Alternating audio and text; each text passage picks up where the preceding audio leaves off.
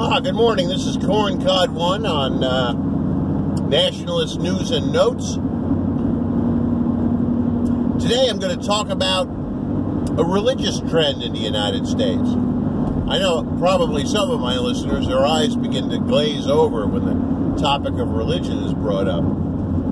But this week a very important thing happened in the United States of immense, not only religious but culturally important, is that the essentially the Southern Baptist Convention, which is the largest Protestant denomination in the United States, has been taken over by neo-Marxist leftists,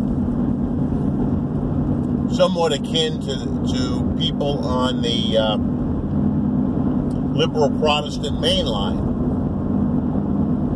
And so I think it's a very important topic, both culturally and politically, as well as from a religious standpoint. I don't technically have a dog in this fight. I'm a theologically conservative Lutheran, 500-year throwback. But I think it's very important that such a huge institution has fallen into the hands of the New World Order. Not that I didn't see it coming. For the last maybe decade and a half, there's been a lot of pressure in the Southern Baptist Convention to, quote-unquote, modernize their theology. When people start talking about that, you begin to want to reach for your revolver. But I really feel sorry for my conservative Baptist friends, even though I have many disagreements with Baptist theology. In particular, the idea that Christians are obligated to kill Palestinians in order to make the Israelis happy so Jesus comes back earlier. No one's been able to explain that strange doctrine to me satisfactorily. But putting that aside, the Southern Baptist Convention used to be a very conservative force in American life. And I regret its passing to that extent. But over the past few years, it started, 20 years ago. 20 or so years ago. When the Southern Baptist Convention issued its apology to the black people of America for some of its members being pro-slavery in the distant past. My late friend, the nationalist, paleo-conservative theorist Sam Francis, that's how he lost his job. He wrote an article in the Washington Times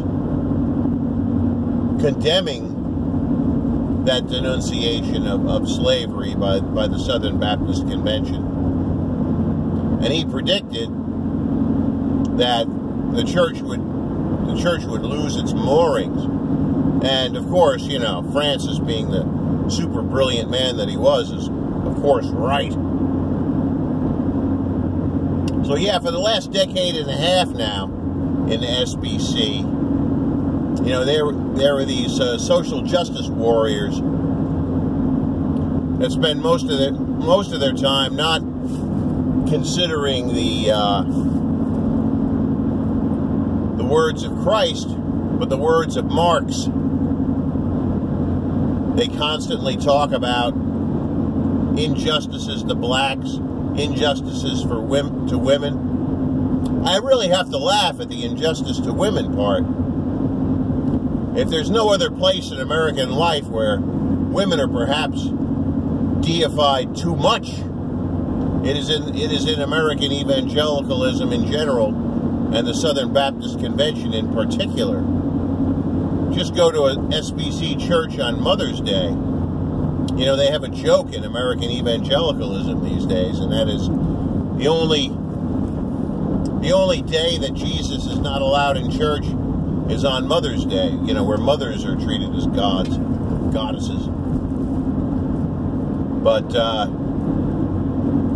yeah, so the unfortunate Southern Baptist Convention member sitting in the pew is now going to be railed at about racism, sexism, homophobia, and I guess if you're a traditionalist Baptist, boy, you're going to be out of luck. Yeah, it's a kind of an interesting thing, because it goes against the theory of some people, like I believe Dr. Steve Turley, whose scholarship I respect, that there's a tendency in the churches these days toward re-traditionalization. But it seems the leadership of the Southern Baptist Convention have got the stupid idea into their head that since they've had fewer young people joining their church, they said, oh, the best way to get the kids on our side again is to mouth left-wing platitudes. And I find that quite amazing, because that goes against the worldwide trend that young people are rejecting leftism for traditionalism, conservatism, nationalism, and right-wing ideologies. So yeah, it's a very strange phenomenon. But I think American evangelicalism has been in trouble for a real long time. These half-insane TV preachers with their prosperity gospel,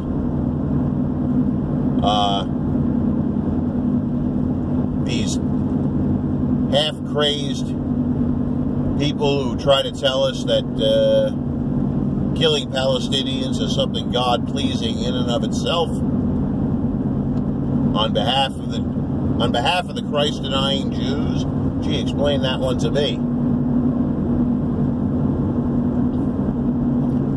And I predicted 20 years ago in an article in an obscure publication out of Missouri that eventually American evangelicalism would abandon Christ entirely and become kind of a junior G-man Judaism sect, a sort of Judaism for Gentiles organization. Because if you go into any evangelical church today, there's more talk about Zionism than there is talk about Christ. And you don't even have to go to a church to look at it. You know, if you happen to have cable TV, which I don't, you know, just tune into the 700 Club. And it's and the talk is more about Judaism than it is about Jesus. So there's really some strange cultural things going on right now.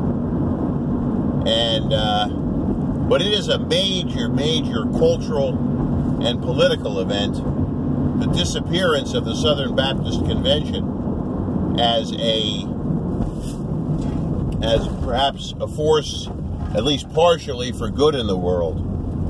You know, I remember years ago when I was living in the Deep South, and I hadn't become a Lutheran yet.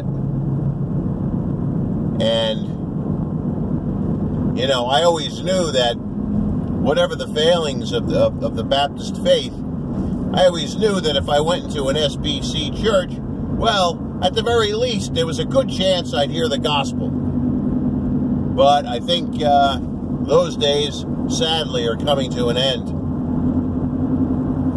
Well, this is Corncod 1 for Nationalist News and Notes. Signing off.